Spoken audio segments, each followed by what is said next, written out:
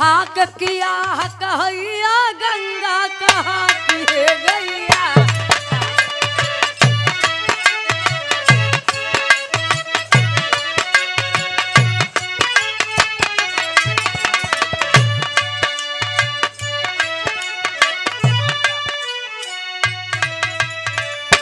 आई रिरकत रिरकत क्या रही रही।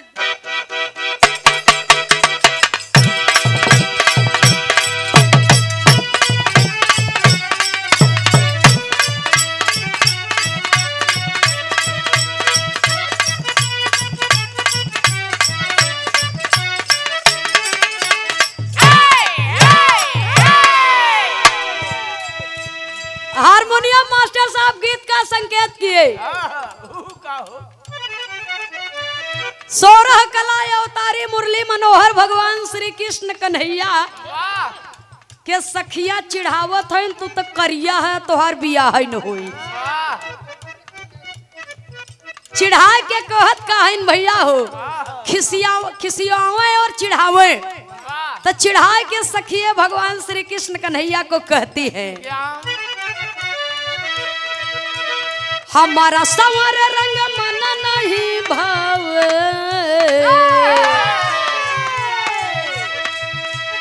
हमारा संवर रंग मन नहीं भावे ए हो सावरिया। हमारा संवर रंग मन नहीं भावे ए हो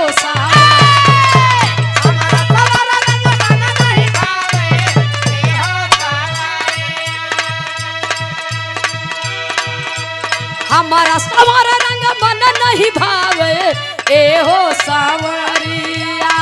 तब श्री कृष्ण जी कहे दिलवा में जगह दे दा दिलवा में जगह दे दा काकोरी गोर करिया। मास्टर बढ़ी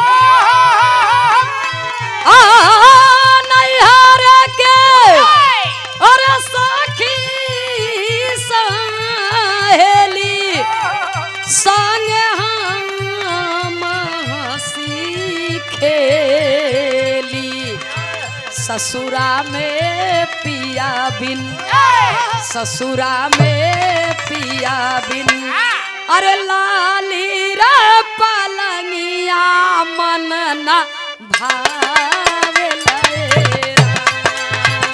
ससुरा में पिया बिन लाली रे पलंगिया मन न भावे राम।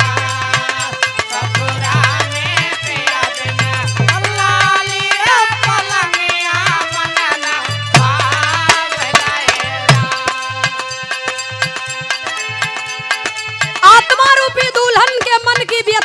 कहना है बैठल बानी सज के संवरी के सोरहो सिंगार कई के। बैठल बानी सज के संवरी के सोरहो सिंगार कई के। बैठल बानी सज के संवरी के सोरहो सिंगार कई के। बैठल बानी सज के संवरी के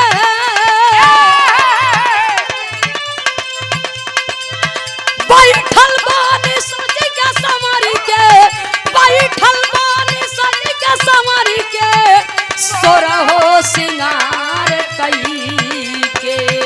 होठवा के ललिया होठवा की ललिया अरे बेरी बेरी हमारा के गरिया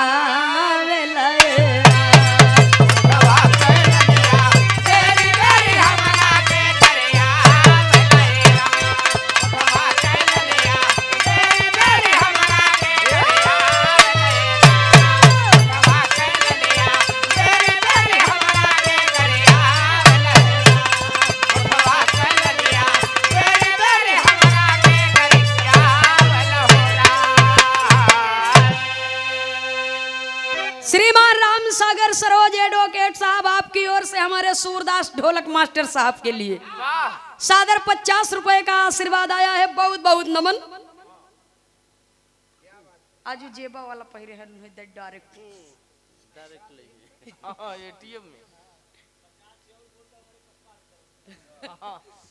मुगल चमड़ा पिटले पे हाल जी हल्का मत थमाओ नहीं मुगल का छोड़ दिया जी हल्का तो हम खुद हेरत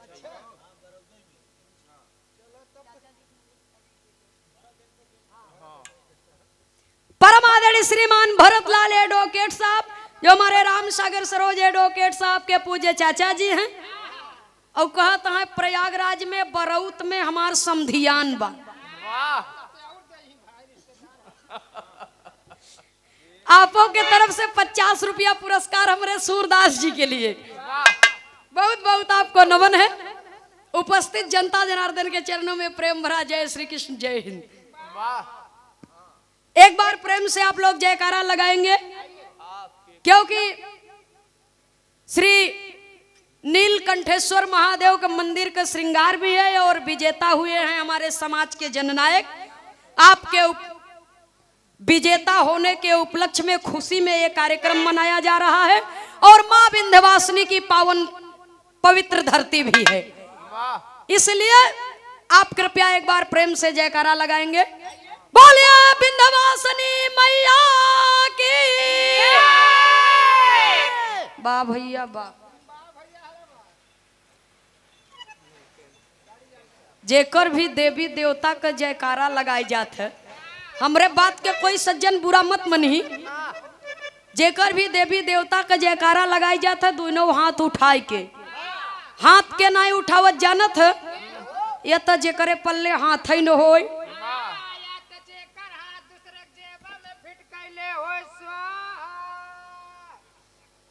अच्छा एक दैया हथवा उठाए के हमारे सूरवदास के दिखाई देते। अरे और जवन तेज देखा थी कि हम आप न देख पाओ बाकी वाला हो तीसरी नजर से।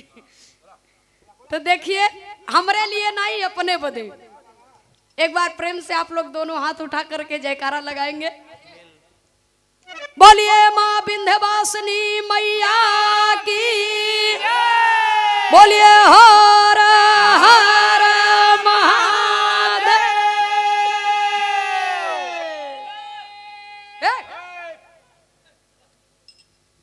देखा मास्टर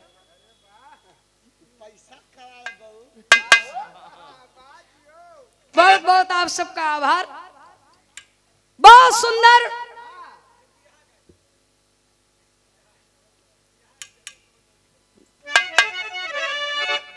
जैसे कहा वैसे हो जाए।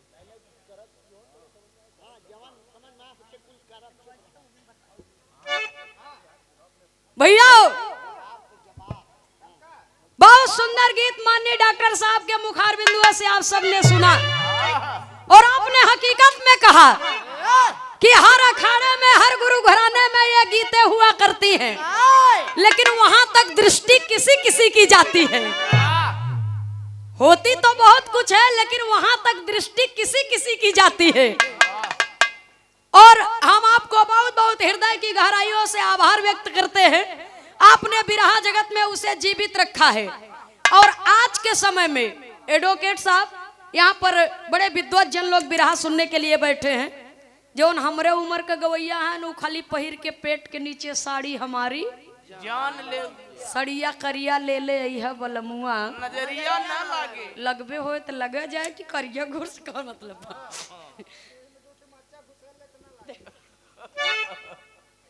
भैया तो यह कुल चलत बा, लेकिन हमने प्रयास किया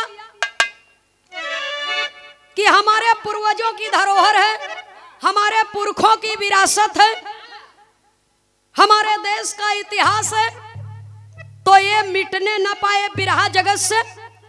इसलिए हमने थोड़ा सा प्रयास किया और उस प्रयास को हम आपके बीच में प्रस्तुत करने जा रहे हैं बाबूजी। बहुत सारी गीतें हैं और जब माने डॉक्टर साहब से बिरहा होता है तो वाह, ये समय ही कुछ और होता है।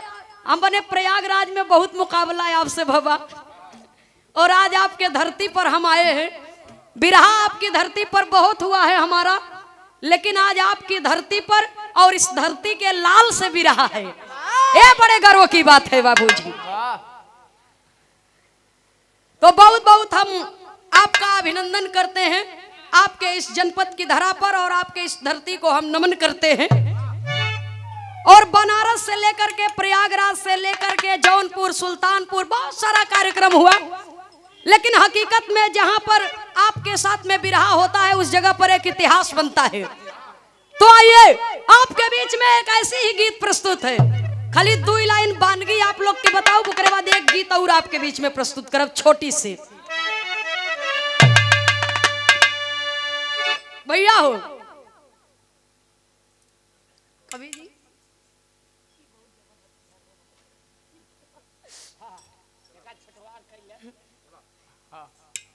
नहीं कैले तो तू पचे बिगड़ जावा, छोट करब एक अब भाई सुधरा है कम से कम ऐसे। भैया देखिए आप करताल पकड़ करके उसको गाते हैं, ये आपकी महानता है। आपने अपने पूर्वजों की विरासत को जीवित रखा, लेकिन हमें उस चीज के लिए मनाही है कि ये हमारी सरस्वती हैं, इनको हम जिह्वा पर नहीं लगा सकते, इसलिए कि ये झूठ भी बोलती है और झूठा भी खाती है बाबूजी। जब माँ सरस्वती का विराजमान आसन हिलता है बाबूजी और कलाकारों के ऊपर जब उनकी छत्र छाया बनती है तो कंठ पर विराजमान होती है और कलाकार अपनी गीत संगीत के माध्यम से गीत का बाबूजी खुशबू समाज में बिखेरने का काम किया करता है।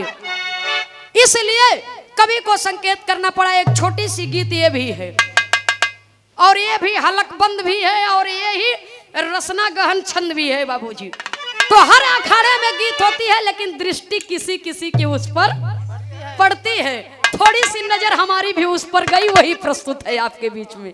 आइए मास्टर साहब, हाफ टेरी बात, हाँ हाफ वाली पूरन कई वाली, जो आज के 40, 50, 55 वर्ष पहले दादा लोग गावत रहे। कैसे गावे भैया हो?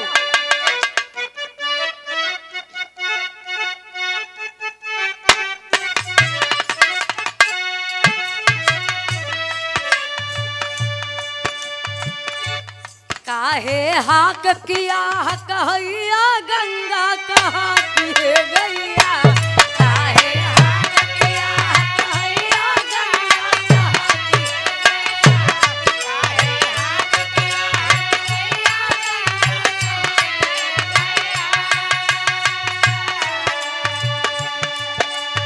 गंगा कहा गाय के आगे हक हकाए के हाथी,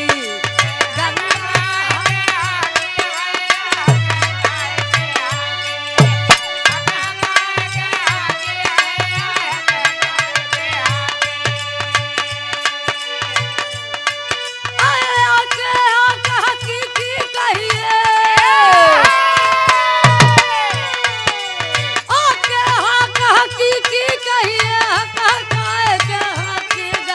कहा के गैया, गाके कहा खाक की खैया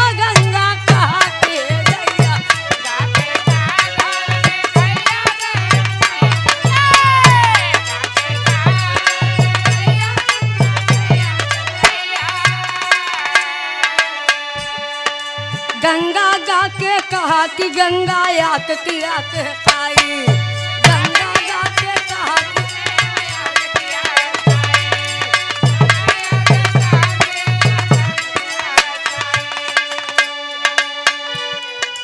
हक की हक हक की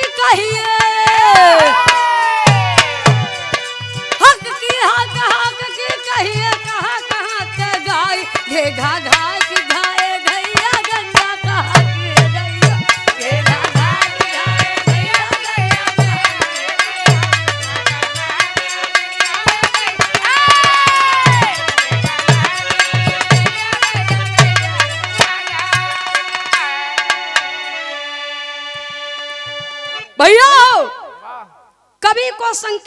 करना पड़ा।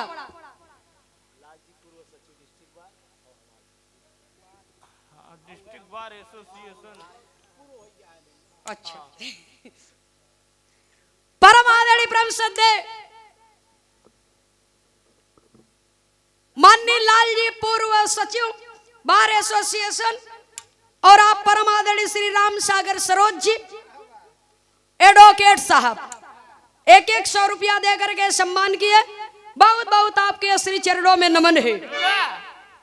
काहे हाक किया कहैया गंगा कहा कि हे गैया। सुनई वाले बाबूजी, जिस गाय का दूध पी करके हम आप अखाड़े पर पहलवानी भी लड़ते हैं, पढ़ते भी हैं। माई पैदा करत हईन कोख से अपने, धरती माँ अपने गोद में रोपत हईन, और गौ माँ भी है, उस माँ के दूध का सेवन हम और आप करते हैं। और जब हमारा आपका गर्ज निकल जाता, स्वार्थ खत्म हो जाता, तो कसाई बोलाए के बाबूजी हम ही आप माई के सौदा कह दे थे। इसलिए लिखा गया बाबूजी, काहे हाक किया कहैया गंगा कहा कि हे गैया। अपने गोसैया से रोई रोई के गौ माता दोहाई देती, लेकिन उनकर बात के सुनई वाला नहीं बा। और कसाई के बेच दिहन तो बेच दिहन, ठीक बा, एक ही बार में मौत हो गई।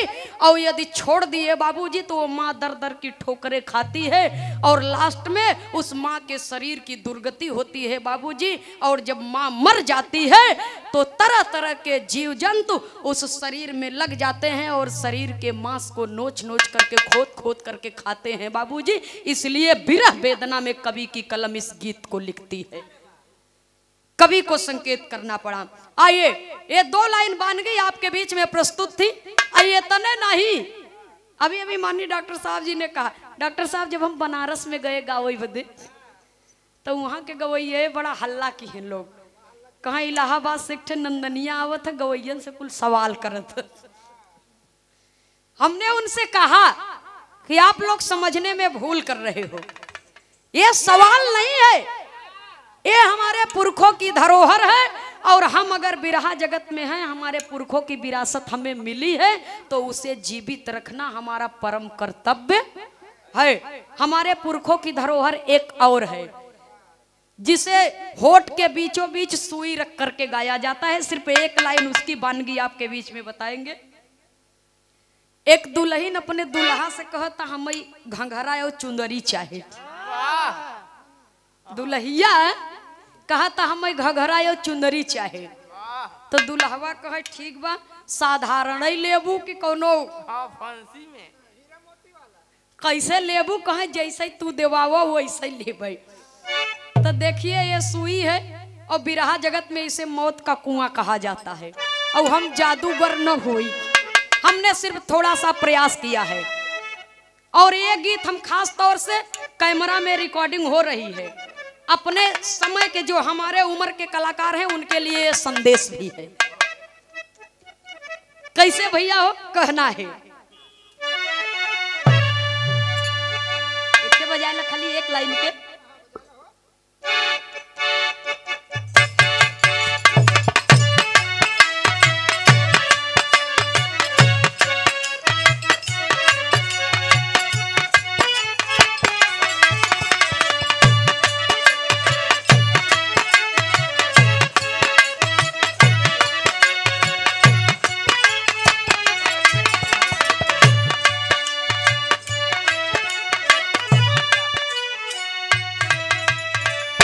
आई रिरकत रिरकत क्या रही रही दिल जाने, रसिया इटली की राजधानी, रंग से रंग रंगाएंगे सारी चरा।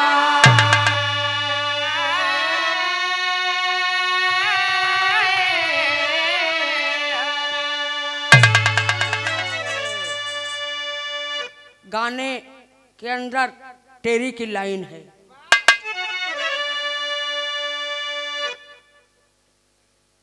तीलर की लाइन है, कहना है रकाशी रंग से करता रंगाएंगे जग सिरजनहार। रकाशी रंग से करता रंगाएंगे जग सिरजनहार। कहेंगे रंग रेजिया गार ज्ञान हितकारी अचरा।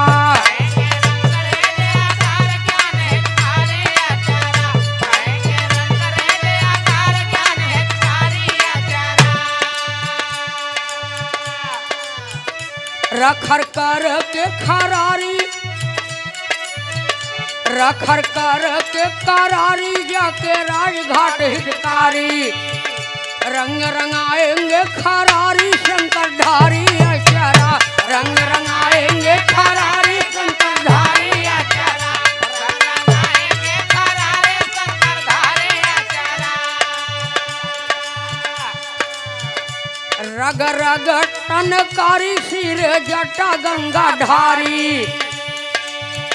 रही है खलदल का संहारी यारी यारी अचरा। रही है खलदल के संहारे यारे यारे अचरा। रही है खलदल के संहारे यारे यारे अचरा।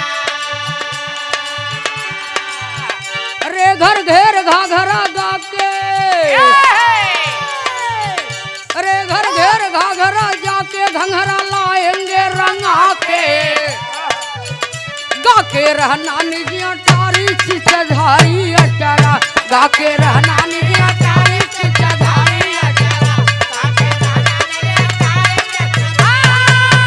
चिचधारी अचरा। हो चिचधारी अचरा। हो चिचधारी। गा के रहना निजिया तारी चिचधारी अचरा। गा के रहना निजिया तारी चिचधारी अचरा। रचि रचि हरिश्चंद्र का डान जहाँ के अंदर जिसका शान।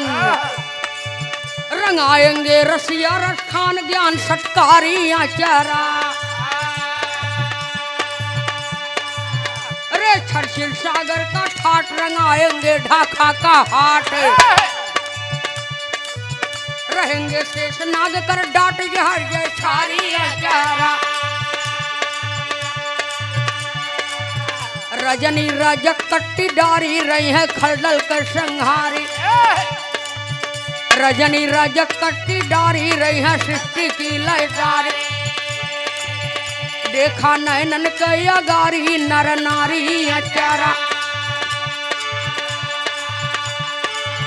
अरे झरझराट काहे रास लगाती दिल के अंदर त्रास।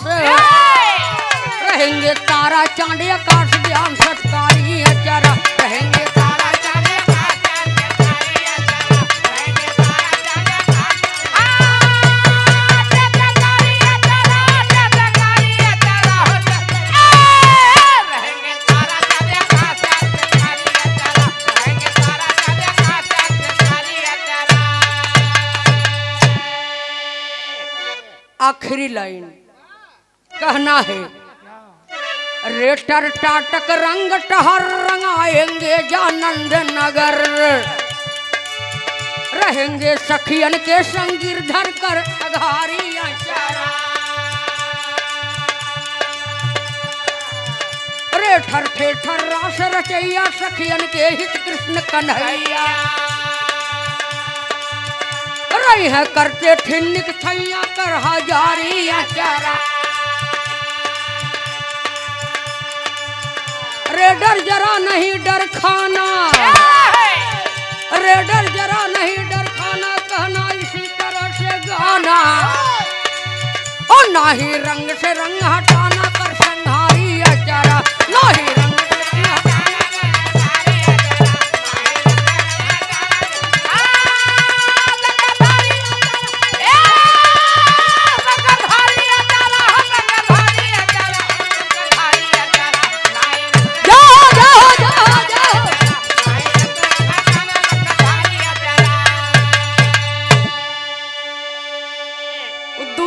अपने दुल्ही के कहे रहा कि रिरकत क्या रही रही दिल जानी।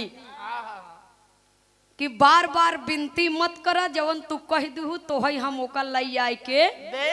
तो इसमें ककहरा भी लिखा गया और जिस जिस जगह से चुनरी और घघरा के लिए अपने दुल्हन के बदे उ तलाश करता, इसीलिए लिखा गया बाबूजी, रकासी रंग से करतार रंगाएंगे जग सृजनहार। रकासी रंग से करतार रंगाएंगे जग सृजनहार, कहेंगे रंग रेज अगार ज्ञान हितकारी अचरा। रखर करके करारी जाके राजघाट हितकारी, और रंग रंगाएंगे खरारी शंकर धारी अचरा। देवी देवता का नाव लिए जाता, हाट बाजार का नाव कैसे लेता?